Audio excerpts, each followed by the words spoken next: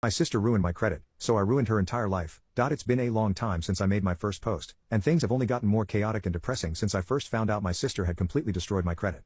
I had been trying to move out on my own when I found out that my sister had maxed out a bunch of credit cards in my name and tanked my credit before I even had a chance to use it in my own life. A lot of people were completely correct and guessed that my parents had given her my social security number, and that's how she was able to open all of the credit cards without my permission. I still have no idea why they gave her my social security number. Part of me thinks that maybe they were all in on it together and that they shared the money that they got from the credit cards. I honestly didn't even care, and I didn't even view those people as my family, just criminals who tried to ruin my life for their own selfish reasons. That's why I didn't feel bad at all when I decided to serve my sister with court papers when she was only 18. I would have never been able to repay the debts and raise my own credit, so suing her was my only real option. My entire family begged me to drop the case and insisted that they didn't have the money for court fees or to pay me back, but again I really just didn't care. They had never cared about me, so I was just returning the favor. Things got really bad after the case started, and my parents would constantly contact me saying that my sister's mental health was declining the longer the case went on. This really didn't concern me or affect my feelings at all, since my sister had been the sole reason for my own mental health decline the entire time I had been living with my family. I only really started to feel bad for her when my parents started telling me that she had started doing drugs to cope with the stress of the case.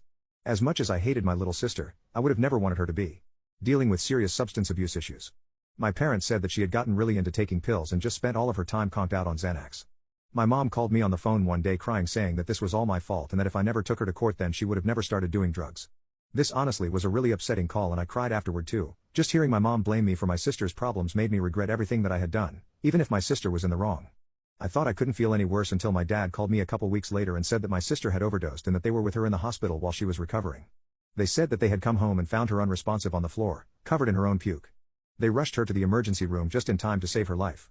As soon as I heard this, I knew that I needed to visit her in the hospital. At the end of the day, she was my little sister, and it was breaking my heart to hear that she was going through this. But when I got to the hospital, my parents freaked out on me and told me to leave.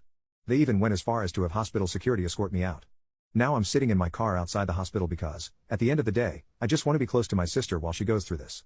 Now I feel that I should have never done this to my family, and I wish I could just take it all back.